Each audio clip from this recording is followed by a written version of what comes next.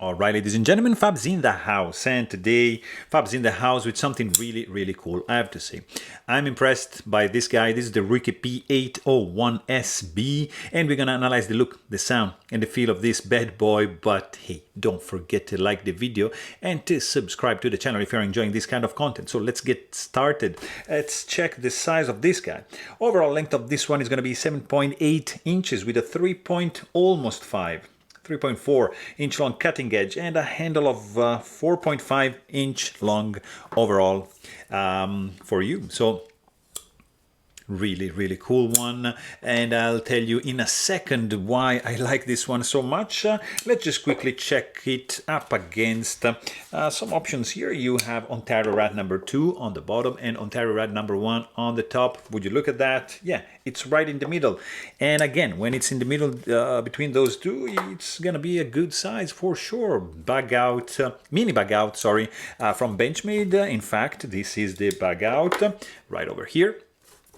It's bigger than both, and it happens. Yeah, the bug outs are not bigger knives, and here you have, of course, the Spyderco Para 3, and on the top right over there you've got the Spyderco Para Military 2, which is surprisingly not too big compared to that. Yeah, the Para 3, it's smaller, of course. This is another very interesting one. Look at that. This is Chris Reeve Knives, a small Sebenza 21, and you can see that there's some resemblance going on over here. I'm not saying it's the same knife, but yeah, there's something going on. Let's say that. And this is the larger Sebenza. This is the large Sebenza 21 right there, also from Chris Reeve Knives. And let me show you some. These are going to be a little bit more expensive. This is Snafu 2.0, designed by Peter Ascenti and executed by Custom Knife Factory in Russia. Let's see, this is Vero Engineering Synapse Generation 2, also a very cool one, and you can see it's tiny compared to the Ruike.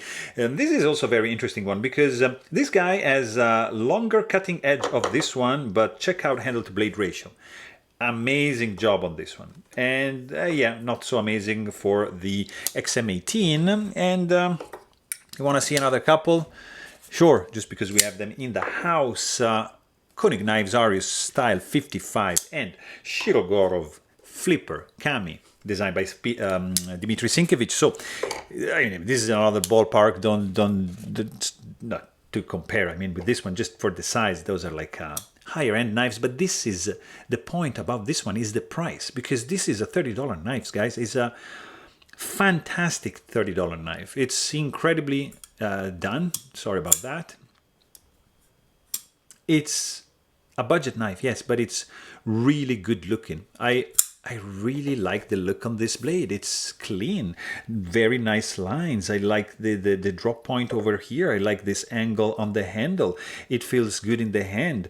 And I mean, even when closed, it looks pretty clean. It's a nice one. It's made in China, of course, by Ruike. This is the P-801 SB, and I think S is for stonewashed and B is for blacked out, because this is all murdered out. And I mean, guys, you can't go wrong with this one. Look, check. Stainless steel scales. Everything is stainless steel because, of course, to contain the price, they couldn't do it in titanium. Of course, you've got some chamfering going on the outside, not so much going on the inside. There's no internal skeletonization going on. You've got one finger groove up here like that, which is gonna feel pretty cool. You've got a set of standoffs, actually 2, and which are blacked out as well. And you have of course, blade centering, which is absolutely spot on. The tip is safely recessed into the scale, so you're not going to be incurring any risk to snag your finger in it. You've got a lanyard hole drilled through the scales, and it's right over there, so that's a good thing if you like lanyard hole, of course. You've got a protruding flipper tab. It's not protruding too much, it's not too pointy, but it's there, so you can do push button easily, you can do light switch easily, so it's going to be up to you. There's no jimping though on the flipper tab, and there's a little bit of chamfering, as you can see, so pretty good. You've got a flush set of screws, hardware is not protruding, and it's looking good. It's blacked out as well, so nice murdered out option over here. You have a spinning pivot. It's not captive, I believe. I might be wrong. I don't remember. I'm being honest with you guys. But you can also check my disassemble video to make sure that what I'm saying is true. And if you want to know how to disassemble this guy, but it's gonna be pretty straightforward. I mean, you got a pivot, 2 handle screws, and this guy's done. Not much left to do. You've got tip-up carry only, not reversible, not ambidextrous pocket clip, which is deep carry. Actually, it's like, look, it's gonna just hide completely the knife in your pocket. That's really, really good. Good spring tension on it, and then you've got this pretty amazingly designed blade, guys. This is a nice one, I have to say. It's a nice one. The profile reminds me a little bit of a Shirogorov sometimes, maybe because of the plunge grind. But I mean, there's some nice jimping going on over here. You've got dual thumb studs. There's not much crowning nor chamfering for the spine of the blade. Maybe 30% belly, straight edge up to the sharpening choil, nice angled plunge grind. I really like it because it's not like the triangular one. It's just like, you see, it's like rounded. I don't know if you can appreciate maybe like from this angle, but it's rounded off. It's very, very nice. Just you got Ruike over here and a bunch of numbers here. Like, for example, this one. Come on, guys. What is WBVEXZ? Do we need this? I don't think so. Just print that in the box. And here, this one as well. I don't like it. It's just an aesthetic thing. It's just me, but I prefer just sterile looking blades. That's just me. But I see why they do that, and it's all right. Chamfered flipper tab right over here, and let's just quickly check how thick this stock is, because this is a slicer, guys. Look at that, 0.115 as blade thickness, and here behind the edge this guy is going to be 0.018, so full flat grind, stone washed blade, blacked out. This is going to be a fantastic slicer, I'm telling you. The steel is 14C28N. And it's, guys, this is a very cool designed profile for the blade, 100%. Also, what is interesting here is the sound, because check this out. Nice and tinky, and check this out. When you close it, clink, tinky, and clink. It's a high-pitched sound. When you close it, it's honestly not the best sound of the world. When you open it, it's nice. It's snappy, high-pitched. It's not soft. It's not sweet, but it's rich. It's kind of loud and has a percussive quality to it. Almost piercing, to be honest. When you close it, it's not the best. Also, let's check the weight, because this is a chunk of stainless steel, so it's not going to be under 2 ounces for sure, I can tell you that, and it's going to be 4.22. So it's not too crazy, but due to the fact that it's slim, that I mean, it's dense, let's be honest, but it's not too bad. Imagine what they could do with some skeletonization on the inside, like crazy.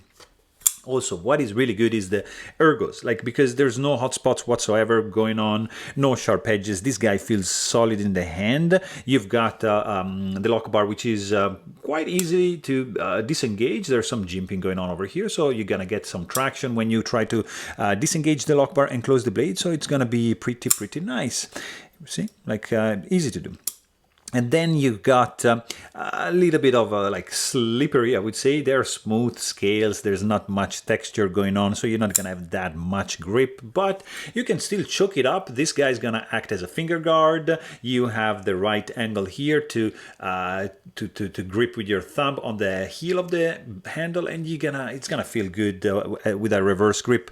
You can't really choke up because this is not really like a finger choil, but you can just use a more advanced position position like that and taking advantage of the jimping. So that's good. Overall, I mean, the knife feels solid in the hand. There's just a very, very minor flex like on the scales if I'm just like squeezing hard. But overall, it's well designed, well built. I don't see like any issues in the construction. There's no stainless steel lock face insert, but there's no lock stick going on, so that's a good thing. There's no rattling when shaken. I don't see any gaps, misalignment. I mean, the fit and finish it's spot on, even if, truth to be told, there's not much going on over here. So, but it's well executed. I mean, this is a $30 knife, so there's no blade play. There's no finger soreness, no lock stick. It's done. The blade is centered. The action is good. The clip ramp stiffness is all right. I mean, the clip retention is good. Pivot system on this guy is running on bearings. And this is brand new, still has to break in, so I'm confident this guy is gonna get smoother, but it deploys like fast and it's smooth and closes, yeah, with a little wiggle. So it's a good action after all. Like you see, look at that, detent suction in, check. Bearings, check. Action, check. I mean, closing action, not ideal, but the look is really, really good. The ergos are also fine, 0 hot spots, and the sound it's okay. I mean, the opening sound is good, closing sound not the best. The action is also pretty good and with a nicely dialed in detent. So there you have it. This is a pretty cool one for sure. It's gonna be in my top, in my best budget knives ever, I think. So there you have it. Hope you guys enjoyed this video. Please don't forget to subscribe. And thanks for watching. Stay tuned.